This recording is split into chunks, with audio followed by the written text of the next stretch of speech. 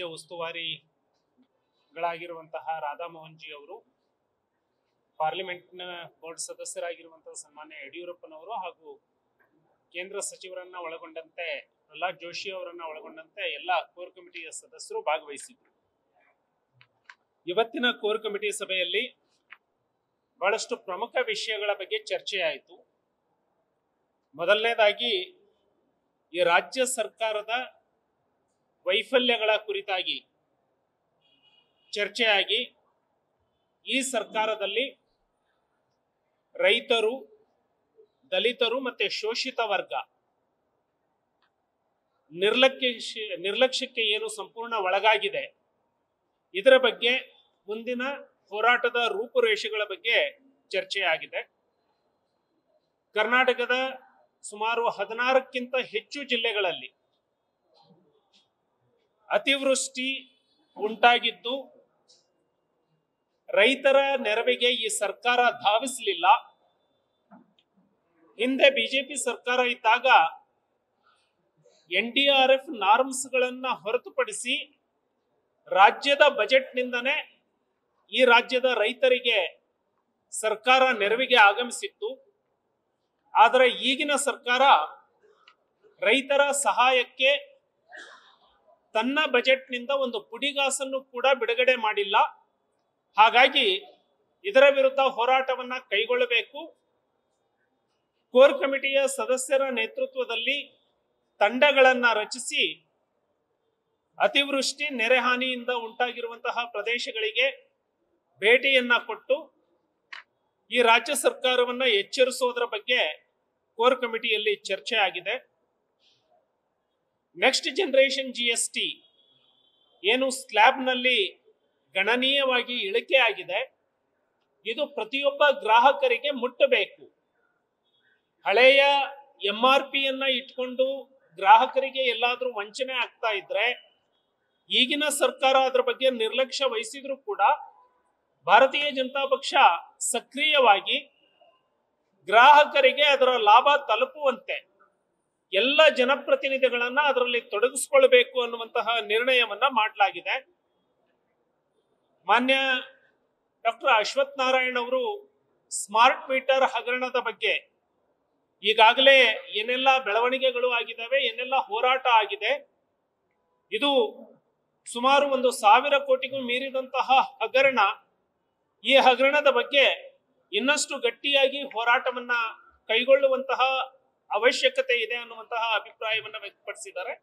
ಅದರ ಬಗ್ಗೆಯೂ ಕೂಡ ಸುದೀರ್ಘವಾದಂತಹ ಚರ್ಚೆ ಆಗಿದೆ. ಅದೇ ರೀತಿ ಧಾರವಾಡದಲ್ಲಿ ವಿದ್ಯಾರ್ಥಿಗಳು ಏನು ಹೋರಾಟವನ್ನ ಕೈಗೊಂಡ್ರು ಅದರ ಬಗ್ಗೆ ಕೂಡ ಕೋರ್ ಕಮಿಟಿಯಲ್ಲಿ ಚರ್ಚೆಗಳು ಆಗಿದೆ.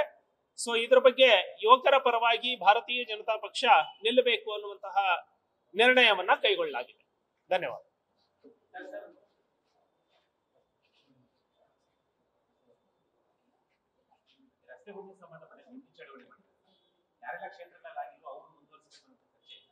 ಇವತ್ತಿನ ಕೋರ್ ಕಮಿಟಿಯ ವಿಷಯದಲ್ಲಿ ಒಟ್ಟಾರೆ ರಾಜ್ಯ ಸರ್ಕಾರದ ವೈಫಲ್ಯಗಳ ಬಗ್ಗೆ ಚರ್ಚೆಯನ್ನ ವಿವರವಾಗಿ ಮಾಡುವಾಗ ಮಾನ್ಯ ಆರ್ ಅಶೋಕ್ ಅವರು ಚರ್ಚೆಯನ್ನ ಮಾಡಿ ಈ ಗುಂಡಿ ತುಂಬುವ ಹೋರಾಟ ಇದನ್ನ ಅಭಿಯಾನದ ರೀತಿ ಕೈಗೊಳ್ಳಬೇಕು. ಯಾರೆಲ್ಲ ಜನಪ್ರತಿನಿಧಿಗಳು ಗುಂಡಿಗಳ ಹೋರಾಟದಲ್ಲಿ ಈಗ ಪಾಲ್ಗೊಂಡಿಲ್ವೋ ಅವರು ಪ್ರತಿಯೊಬ್ಬರು ಕೂಡ ನಾಳೆಯಿಂದ ಈ ರಾಜ್ಯ ಸರ್ಕಾರಕ್ಕೆ ಅಪಮಾನ ಆಗುವ ರೀತಿಯಲ್ಲಿ ಅಭಿವೃದ್ಧಿ ಶೂನ್ಯ ಏನು ಆಗಿದೆ ಇದನ್ನ ವಿರೋಧಿಸಿ ರಸ್ತೆ ಕಾಮಗಾರಿಗಳನ್ನ ಮಾಡುವಲ್ಲಿ ಏನು ವೈಫಲ್ಯ ಆಗಿದೆ ಅದನ್ನ ವಿರೋಧಿಸಿ ಯಾರ್ಯಾರು ಹೋರಾಟದಲ್ಲಿ ಮಾಡಿಲ್ಲ ಅವರೆಲ್ಲರೂ ಕೂಡ ಮತ್ತೆ ನಾಳೆಯಿಂದ ಗುಂಡಿ ತುಂಬುವ ಅಭಿಯಾನವನ್ನ ಕೈಗೊಳ್ಳಬೇಕು ಅನ್ನುವಂತಹ ನಿರ್ಣಯ ಕೈಗೊಳ್ಳಲಾಗಿದೆ. ಇದನ್ನ ಎಲ್ಲ ಜನಪ್ರತಿನಿಧಿಗಳಿಗೆ ಪಕ್ಷದಿಂದ ತಿಳಿಸಿ ಈ ಹೋರಾಟವನ್ನ ತಾರ್ಕಿಕ ಅಂತ್ಯಕ್ಕೆ ತೆಗೆದುಕೊಂಡು ಹೋಗ್ತೇವೆ.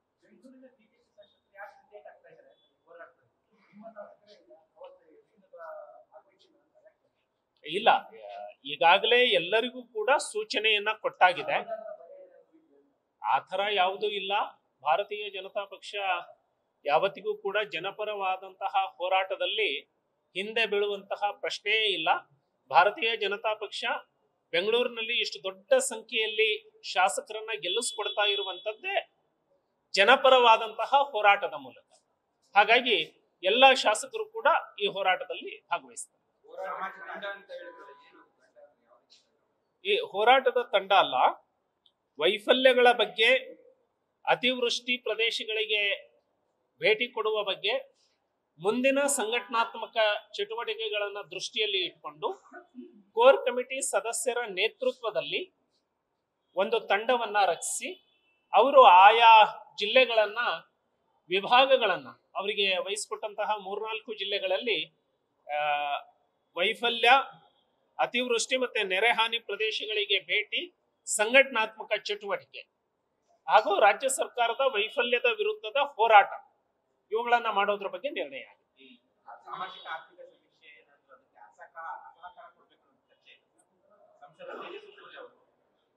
ಬಹಿಷ್ಕಾರ ಮಾಡ್ತೀನಿ, ಜನ ಪಾಲ್ಗೊಳ್ಳಬಾರದು, ನಾನು ಕೂಡ ಪಾಲ್ಗೊಳ್ಳೋದಿಲ್ಲ, ನಮ್ಮ ಏನ್ ಮಾಹಿತಿ ಅದು ಸುರಕ್ಷಿತವಲ್ಲ ಅನ್ನೋ ಅಭಿಪ್ರಾಯ ವ್ಯಕ್ತಪಡಿಸ್ತೀನಿ ಕೂಡ ಬೆಳಗ್ಗೆ ಅದು ಚರ್ಚೆ ಆಯ್ತಾ? ಚರ್ಚೆ ಆಗ ಸಮೀಕ್ಷೆ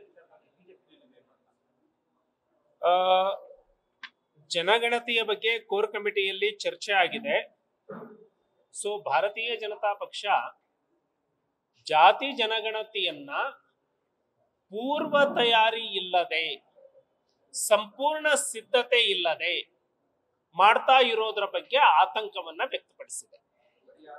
ಸೊ ಹಾಗಾಗಿ ಜನಗಣತಿ ಮಾಡೋದಕ್ಕೆ ಮುಂಚೆ ಎಲ್ಲಾ ಸಿದ್ಧತೆಗಳನ್ನ ಮಾಡ್ಕೊಳ್ಬೇಕು ಅಂತ ಹೇಳಿ ಮೊದಲಿನಿಂದನೂ ಇದೆ. ಜನಗಣತಿಯನ್ನೇ ವಿರೋಧ ಮಾಡುವಂಥದ್ದು ಅಲ್ಲ. ಜನಗಣತಿಯನ್ನ ಭಾರತೀಯ ಜನತಾ ಪಕ್ಷ ವಿರೋಧಿಸೋದಿಲ್ಲ. ಆದ್ರೆ ಜನಗಣತಿ ಮಾಡುವಾಗ ಪೂರ್ವ ತಯಾರಿಯನ್ನ ಏನು ಮಾಡ್ಕೊಳ್ಬೇಕಿತ್ತು? ಈಗಾಗಲೇ ಕೇಂದ್ರ ಸರ್ಕಾರ ಪುನಃ ಜಾತಿ ಗಣತಿ ಮಾಡೋದಕ್ಕೆ ಸಂವಿಧಾನಾತ್ಮಕವಾಗಿ ಅಧಿಕಾರ ಹೊಂದಿದ್ದು, ಅದು ನೋಟಿಫಿಕೇಶನ್ ಮಾಡೋ ಸಂದರ್ಭದಲ್ಲಿ ಸಂವಿಧಾನಾತ್ಮಕವಾಗಿ ರಾಜ್ಯ ಸರ್ಕಾರಕ್ಕೆ ಜಾತಿ ಗಣತಿ ಮಾಡಲಿಕ್ಕೆ ಅಧಿಕಾರವೇ ಇಲ್ಲ. ರಾಜ್ಯ ಸರ್ಕಾರ ಕೋರ್ಟ್ ನಲ್ಲಿ ಕೂಡ ಏನ್ ಅಫಿಡವಿಟ್ ಹಾಕಿದೆ, ನಾವು ಜಾತಿ ಗಣತಿಯನ್ನ ಮಾಡ್ತಾ ಇಲ್ಲ, ಸಾಮಾಜಿಕ ಶೈಕ್ಷಣಿಕ ಗಣತಿಯನ್ನ ಮಾತ್ರ ಮಾಡ್ತಾ ಇದ್ದೀವಿ ಅಂತಿದೆ. ಮತ್ತು ರಾಜ್ಯ ಸರ್ಕಾರ ಸ್ಪಷ್ಟಪಡಿಸಬೇಕು, ಕೋರ್ಟ್ ನಲ್ಲಿ ಅಫಿಡವಿಟ್ ನಾವು ಜಾತಿ ಗಣತಿ ಮಾಡಲ್ಲ ಅಂತ ಸರ್ಕಾರನೇ ಹೇಳುತ್ತೆ. ಇಲ್ಲಿ ರಾಜಕೀಯ ವೇದಿಕೆಗೆ ಬಂದು ನಾವು ಜಾತಿ ಗಣತಿ ಮಾಡ್ತೀವಿ ಅಂತ ಹೇಳುತ್ತೆ. ಹಾಗಾಗಿ ರಾಜ್ಯ ಸರ್ಕಾರ ಇದಕ್ಕೆ ಸ್ಪಷ್ಟೀಕರಣವನ್ನ ಕೊಡಬೇಕು. ಎರಡನೇದು, ನಮ್ಮ ಒತ್ತಾಯ ಇರುವಂತದ್ದು ನಿಜಕ್ಕೂ ಸಾಮಾಜಿಕ ಕಳಕಳಿಯಿಂದ ನೀವು ಮಾಡೋದಾದ್ರೆ ಎಲ್ಲ ಸಿದ್ಧತೆಗಳನ್ನ ಮಾಡ್ಕೊಳ್ಳಿ. ಶಿಕ್ಷಕರನ್ನ ನೇಮಿಸುವಾಗ ಅವರನ್ನ ವಿಶ್ವಾಸಕ್ಕೆ ತೆಗೆದುಕೊಳ್ಳಿ. ಶಿಕ್ಷಕರಿಗೂ ಕೂಡ ಹಬ್ಬ ಹರಿದಿನಗಳು ಇದಾವೆ ಅನ್ನೋದು ನಿಮ್ಮ ಪರಿಗಣನೆಗೆ ಇರಲಿ. ಅವರಿಗೆ ಸೂಕ್ತವಾದಂತಹ ತರಬೇತಿಯನ್ನ ಕೊಟ್ಟು ಮಾಡಿ. ಇಲ್ಲ ಅಂದ್ರೆ ನೀವು ಯಾವುದೋ ಕಾಟಾಚಾರಕ್ಕೆ ಇದನ್ನ ಮಾಡ್ತಾ ಇದ್ದೀರಿ ಅಂತ ಹೇಳಿ ಜನರ ಭಾವನೆ ಬರ್ತಾ ಇದೆ ಅನ್ನುವಂಥದ್ದು ಬಿಜೆಪಿಯ ಅಭಿಪ್ರಾಯ.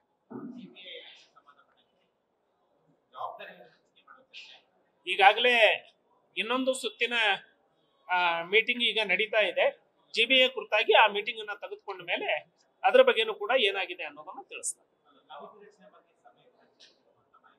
ಅದೇ ಒಂದು ಪ್ರತಿ ಕೋರ್ ಕಮಿಟಿಯ ಸದಸ್ಯರ ನೇತೃತ್ವದಲ್ಲಿ ಒಂದೊಂದು ಕಮಿಟಿಯನ್ನ ಮಾಡಿ ಅವರಿಗೆ ಜಿಲ್ಲೆಗಳನ್ನ ಹಂಚಿಕೆ ಮಾಡಿ ಈ ವಿಷಯಗಳ ಬಗ್ಗೆ ಅವರು ಜಿಲ್ಲೆ ಪ್ರವಾಸವನ್ನ ಮಾಡಬೇಕು. ಮತ್ತೆ ಸಭೆ, ಅವಶ್ಯಕತೆ ಇದ್ದಲ್ಲಿ ಹೋರಾಟ, ಅವಶ್ಯಕತೆ ಇದ್ದಲ್ಲಿ ರಾಜ್ಯ ಸರ್ಕಾರದ ವಿರುದ್ಧ ಪ್ರತಿಭಟನೆ, ಇದನ್ನು ಮಾಡಬೇಕು ಅನ್ನೋ ನಿರ್ಣಯ ಆಗಿದೆ.